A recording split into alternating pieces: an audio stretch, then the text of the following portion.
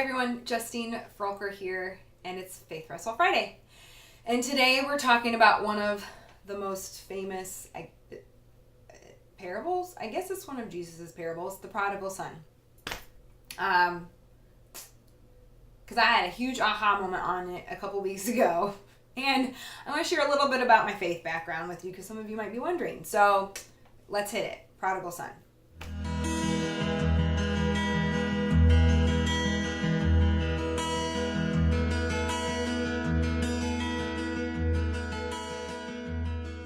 Okay, so I grew up in a home with faith, not so much religion, but my faith was more so in we knew God was a thing. I knew everything would be fine, whatever. It was never through scripture or through Jesus, things like that. And my husband Chad, and you'll read about this in my upcoming book, The Complicated Gray, but he grew up in the church, Lutheran actually, so one of the more strict denominations.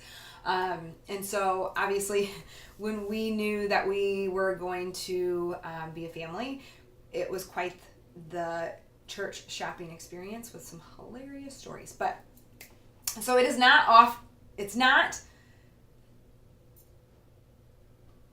is often that I will be in my scripture or in a devotional or listening to a YouTube video or something like that, and I'll text Chad or pull Chad and be like, have you ever heard it taught that way? Oh my gosh, I didn't even think of it that way. And I mean, we've been going to our church now for 4 years and done several classes and facilitating things like that. So I am getting more familiar with scripture, obviously, which you're going to wrestle with me throughout the series. But so the prodigal son was one that I always struggled with. And I know I'm not the only one, because I'm the one sitting there in church when they're talking about the prodigal son, and I'm like, hello, that older brother has every right to be angry. I mean, I'm a rule follower. He did what he was supposed to do. What's his reward? He didn't get a freaking party.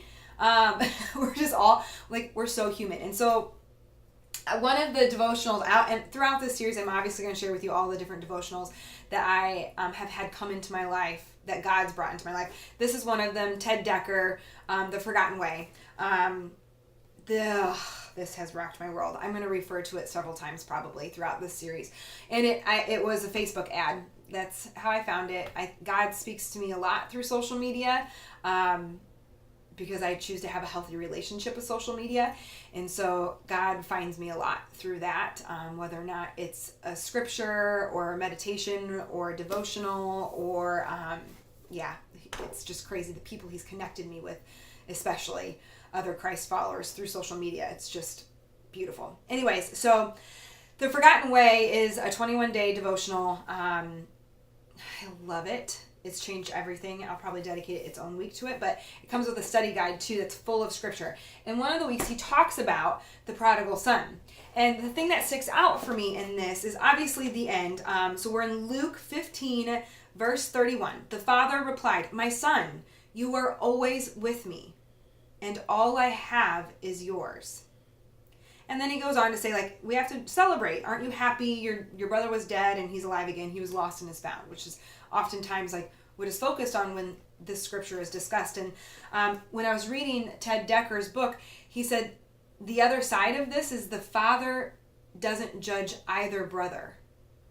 The father says, "You are always with me," to the older brother. All I have is yours. I love you too. Because that older brother is not being super awesome. He's being superhuman, right? He's being superhuman in his judgment and his victim mentality and child mentality of that's not fair. I want to party too. I followed the rules, right? So but the whole other side of the point of the prodigal son that I had never really, or probably been taught to me, but I hadn't been open enough to receive the lesson at that time for whatever reason, was that the father doesn't judge him either. The father doesn't judge me, the judgy one, the one that follows the rules and wants to be repaid for it. This is not how that works. You don't do good and get good.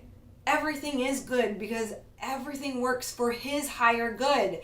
Even in all the shit and the hardships and the traumas and the losses of our lives, we can trust that God is all good and all loving, and everything is happening for his higher good, which means it's for our higher good. The father didn't judge the older brother either.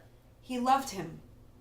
He loved him in and through, and maybe even because of his judgment still. I mean, what a gift is that? Man, it's a pretty awesome God we serve. That's the Prodigal Son. I would love to hear what you think. Are you the brother that squandered away everything? Or are you the brother that is pissed off and wants your fair share and wants a party too because you did what was right? When really it's all about the loving Father who loves us perfectly, just as we are, always. Man, what freedom there is in that.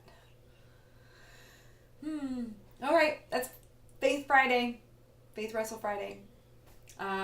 Thanks for being here. Make sure you like this video if it touched you. Please share with the whole wide world. And don't forget to subscribe to my channel. Click notifications if you never want to miss a Take Care Tuesday, Therapy Thursday, or Faith Wrestle Friday, which will pretty much always look like a mess because I'm a lot and I'm pretty messy. And I think we need more Christians talking about that. Thanks for being here, and I'll see you next week.